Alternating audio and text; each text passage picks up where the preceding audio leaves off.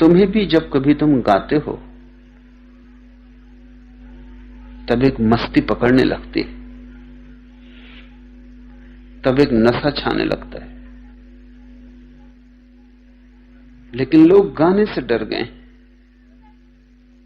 कोई पक्षी इसकी चिंता नहीं करता कि उसकी ध्वनि मधुर है या नहीं। आदमी बहुत भयातुर हो गया है।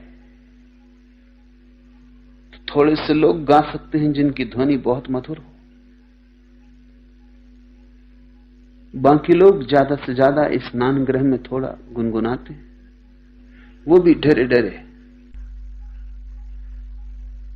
स्नान गृह में गुनगुनाते हैं क्योंकि कोई देखने वाला नहीं, कोई सुनने वाला नहीं। रखना, स्नान से भी तुम्हें उतनी ताजगी नहीं मिलती जितनी गुनगुनाने से मिलती, क्योंकि स्नान तो शरीर के ऊपर ऊपर ही छूता है, गुनगुनाहट भीतर उतर जाती है। और जो आदमी गुनगुनाना नहीं जानता है, उस आदमी के सभी संबंध परमात्मा से टूट गए, वो अस्तित्व से दूर हो गया, वो जीते जी मुर्दा है। कबीर ने कहा है, ई मुर्दन के गांव, हमारे गांवों के लिए कहा कि ये मुर्दों के गांव है। जिंदगी का गीत यहां गूंजता ही नहीं, न कोई नाचता है अहोभाव में, न कोई गाता है आपूर हृदय से, न कोई डूब जाता है अपने गीत में। ये सवाल नहीं है कि स्वर मधुर है या नहीं, क्योंकि गीत कोई बाजार में बेचने के लिए नहीं, गीत तो अहोभाव के लिए है। और गीत की असली सार्थकता उसके माधुरी में नहीं है, उसकी लीनता में। तुम उसमें लीन हो सकते हो, तुम उसमें इतने लीन हो सकते हो कि तुम बिल्कुल मिट ही जाओ, तुम बचो ही ना और गीत ही बचे, गुनगुनाहट रह जाए और कर्ता खो जाए, गीत ही बचे और गायक समाप्त हो जाए। ये हो सकता है और ये सरलतम है। इससे ज्यादा सरल धागा तुम ना पा सकोगे। पक्षी गा लेते हैं, पौधे गुनगुनाते हैं, झरने गाते हैं। तुम इतने असमर्थ हो क्या कि झरनों का मुकाबला भी ना कर सको, कि पक्षियों का मुकाबला भी ना कर सको, कि वृक्षों से भी होड़ ना ले सको। लेकिन तुम डर गए हो और तुमने गीत को बाजार में खड़ा कर दिया है। तुम गीत को बेचते हो। और फिर एक मजेदार घटना घटी है कि जब गीत बिकता है तो सभी नहीं गा सकते, क्योंकि तब गीत जीवन का सहज कृत्य नहीं रह जाता, बाजार की सामग्री हो गई। फिर तुम सोचोगे कि ध्वनि योग्य है या नहीं, शिक्षण हुआ या नहीं, तुमने संगीत सीखा है या नहीं। कोई पक्षी संगीत सीखने नहीं जाता, कोई झरना संगीत सीखने नहीं जाता।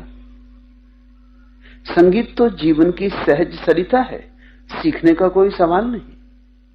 संगीत तो वहां अनसीखा मौजूद है, सिर्फ थोड़ी हिम्मत जुटाने की जरूरत है, थोड़े पागल होने की हिम्मत चाहिए और संगीत फूट पड़ेगा। और जब पक्षी विश्वविद्यालय नहीं जाते तो तुम्हें जाने की क्या जरूरत है। लेकिन पक्षियों को चिंता नहीं है कि कौन क्या कहता है, पक्षियों को विचार नहीं है कि बाजार में बिकेगा ये गीत या नहीं। पक्षी आनंद से गाते हैं। क्योंकि हम बेचते हैं गीत को, धीरे धीरे एक दूसरी दुर्घटना घटती, और वो ये कि फिर हम गा तो नहीं सकते, हम सिर्फ सुन सकते हैं।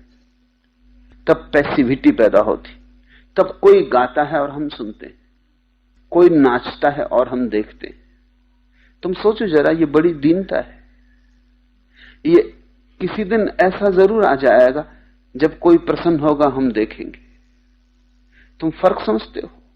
कोई प्रसन्न होता है, तुम देखते हो इसमें, और तुम प्रसन्न होते हो, अंतर दिखाई नहीं पड़ता। कोई प्रेम कर रहा है और तुम देखते हो, इसमें और तुम प्रेम करते हो, इसमें तुम्हें भेद नहीं मालूम पड़ता। देखने से कभी कोई प्रेम को जान सकेगा? प्रेम तो करके ही जाना जा सकेगा। दूसरा गा रहा हो, कोकिलकंठ हो, बड़ा संगीतज्ञ हो, लेकिन सुन के तुम संगीत को न जान सकोगे। ये तो उधार हो गया। कोई दूसरा गा रहा है, तुम मुर्दे की भांति बैठे सुन रहे हो, इससे संगीत से तुम्हारा संबंध न जुड़ेगा। संगीत में उतरने के लिए तुम्हें सक्रिय होना पड़ेगा। नाच कर ही नाच जाना जा सकता है, देख कर नहीं। देखना तो सब्स्टिट्यूट है, वो तो परिपूरक है, वो तो झूठा है, असली नहीं है, प्रामाणिक नहीं। और आदमी धीरे धीरे धीरे धीरे सभी चीजें दूसरों पे छोड़ दिया है। दूसरे करते हैं, तुम देख लेते हो। कोई खेलता है, लाखों लोग देखते हैं। कोई नाचता है, हजारों लोग देखते हैं। कोई गाता है, हजारों लोग सुनते हैं। न तुम गाते हो, न तुम खेलते हो, न तुम नाचते हो। तुम्हारे जिंदा रहने का प्रयोजन क्या है? तुम जिंदा क्यों हो? सभी काम विशेषज्ञ पूरा कर देते। और मजे की बात यह है कि देखने वाले को भी नहीं उपलब्धि हो पाती, और वो जो कर रहा है उसे भी नहीं हो पाती, क्योंकि उसकी नजर भी पैसे कमाने पर है। वो भी नाच आत्मा का नहीं, वो भी नाच सिर्फ ऊपर की कुशलता का है, उसे कोई प्रयोजन नहीं। वो नाच रहा ही नहीं। उसके भीतर भी नाच इतना गहन तक नहीं उतरता कि उसमें डूब जाए, क्योंकि उसकी नजर पैसे पे लगी। ऐसा हुआ कि अकबर ने तानसेन को पूछा कि तुम्हारे गुरु को मैं मिलना चाहता हूं, क्योंकि कल रात जब तुम गाकर विदा हुए तो मेरे मन में ऐसा भाव था कि तुमसे श्रेष्ठ न तो कोई गायक कभी हुआ है और न होगा। तुम परम हो, तुम आखिरी हो। लेकिन जब मैं ये सोच रहा था तभी मुझे ख्याल आया कि तुमने भी किसी से सीखा होगा, कोई होगा तुम्हारा गुरु। तो मेरे मन में एक जिज्ञासा उठ गई कि कौन जाने तुम्हारा गुरु तुमसे आगे हो। तो मैं तुम्हारे गुरु को मिलना चाहूंगा, मैं तुम्हारे गुरु को भी सुनना चाहूंगा। तानसेन ने कहा, यह जरा कठिन है, गुरु मेरे हैं और अभी जीवित है। सुनना भी हो सकता है, लेकिन बड़ी कठिनाई है। उन्हें दरबार नहीं बुलाया जा सकता, फरमाइश पर वो नहीं गाते। उनका गान तो पक्षियों जैसा है।